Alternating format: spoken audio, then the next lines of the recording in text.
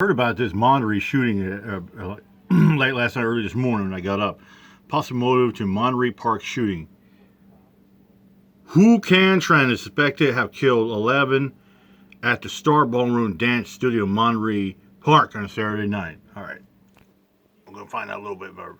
Don't worry, this is just a breaking point. We're going to get more on this later. Big outpouring here this morning at the scene. More and more people coming out here laying down candles and flowers, and especially now that some of the victims have been identified and they're seeing pictures. So it really is hitting home for a lot of people, and many of those that are coming here, really the looming question for them is the motive, the reason. Why did this 72-year-old gunman storm inside in what was a joyous celebration and open fire? Here's what we know about the gunman. First of all, we do know that his home was searched yesterday in Hemet. In fact, we do have some pictures of that search. The U.S. Marshals took part in the search along with Riverside County Sheriff's deputies and Hemet police. They served that search warrant inside a senior living community where Tran lived alone. Neighbors there told us that we're stunned to learn that he may have been involved in this. They said that he wasn't someone they'd be afraid of, that he was nice and kept to himself. We also spoke to Chester Chong this morning. He's the chairman of the Chinese Chamber of Commerce. He's friends with the owner of the Star Ballroom. He said he didn't know the suspect personally,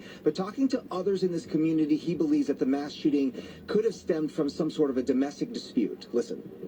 A couple of the husband and wife, and I heard about the wife wanted to be here to do the service for ceremony, and the husband don't want him to come. That's what I heard of. Then that's happening. That the husband come here, bring a gun and shooting the people. In fact, Hemet police is telling us that Tran went to police over 10 years ago accusing his family of trying to poison him. That was over 10 years ago, and he told police that he would bring in proof, and he never did. We're also being told the suspect was arrested for firearm possession in the early 90s, but they're telling us they don't know the circumstances of what that arrest might have been. So nothing official from authorities this morning, but what they're telling us is that nothing at this point is off the table, but there is a huge yearning for answers this morning amid all of the shock and the grief. We'll send it back to you. Yeah, I think that the community really wants some closure or a sense of, explanation in terms of the motive. So that would really help the community that's hurting so much out there. All right, give me a second. Now, by Brandon Shea, this is the man who disarmed at the second dance hall. You saw in Juju's piece the video, the surveillance video of him doing that. Brandon, first and foremost, how are you doing this morning? I'm doing well this morning. Thank you for asking. Well, I don't know. Yeah, he jumped in action and it helped to stop a second shooting. To confront the gunman as you did, just can you, in your own words, just tell us what you did, how you did it, and just what was going through your mind as this was going on? Well, it was Chinese New Year's. We were hosting a social dance party. I was in the lobby. It was late into the evening. Most of our customers already left. I wasn't paying attention to the front door. I was looking into the dance ballroom, the dance floor, and this is when I heard the sound of the front door creaking closing, and instantly followed by the sound of a metal object clinking together as if they were rubbing. That's when I turned around and saw that there was an Asian man holding a gun. My first thoughts was I was going to die here. This was it. Did you recognize him at all? No, I did not recognize him. This was somebody I have never seen before. He didn't seem like he was here for any money. He wasn't here to rob us. When he was looking around the room, it seemed like he was looking for targets, people to harm. This is when he started prepping his weapon. Wrestling the gun away from him. This is when he started prepping the weapon, and something came over me. I realized I needed to get the weapon away from him. I needed to take this weapon, disarm him, or else everybody would have died. When I got the courage, I lunged at him with both my hands, grabbed the weapon, and we had a struggle. We struggled into the lobby, trying to get this gun away from each other. He was hitting me across the face, bashing the back of my head.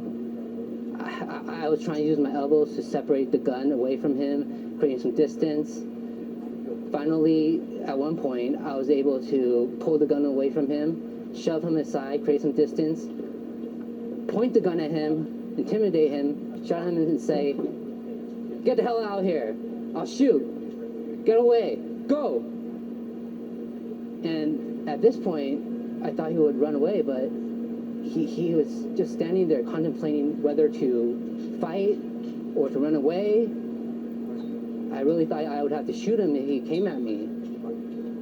This is when he turned around and walked out the door, jogged back to his van. I immediately called police with the gun still in my hand. And how are you this morning? You said that you were hit, your injuries, I mean, emotionally and physically, as much emotionally as physically. How are you dealing with this, what you went through, Brandon? After the incident, I was shook. I was shaking all night. I couldn't believe what happened. After waking up, I noticed there was bruising all over my body. My face has a bruise across the nose, and the back of my head has some bruising. I can't believe that this could happen. You heard the sheriff and other law officials and everyday people calling you a hero. What does that mean when you hear that, Yes. Brandon? Well, a lot of people have been telling me how much courage I had to confront a situation like this. But you know what courage is? Courage is not the absence of fear, but rather the ability to have adversity to fear when fearful events happen, such as this. And in crises like this, the people need courage, especially the victims, their friends, their families.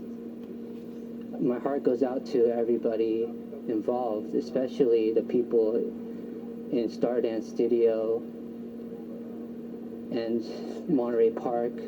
I hope they could find the courage and the strength to persevere.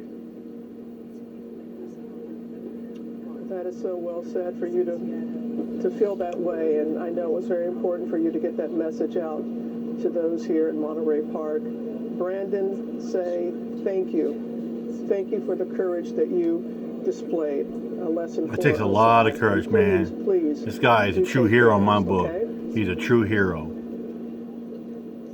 I will. Oh, my goodness. We will have more from Monterey Park. We're going to hear more from Juju Chang. Matt Rivers is here with us as well to talk about the victims at local hospitals. But right now, let's go back to you in the studio, Whit. Wow, Robin, that bravery from Brandon there truly saved lives. Incredible. Yeah. We'll check back with you in just a little bit with more on our coverage from Monterey Park. You know, that young man, that Brandon guy, he probably saved maybe a dozen more lives. But here's the thing as well, before I get out of here. People like Fellow Cuck and the Splooge crew are going to downplay and say, oh, this is fake. Oh, where's the evidence? Where's the bodies? Yeah, the same puke fuck that says, oh, where's the body of the children from Sandy Hook? Where's the body of the children from Uvalde? Where's the bodies of Parkland and Columbine? Yeah, what about the Buffalo shooting? Yeah, check this out. Give me a second. You see that? There's your proof right there. That's your proof right there. How much of a bigot and how much fuckery the film on spews and twists the narrative. There you have it. With that, I'm out here. Mike, peace out.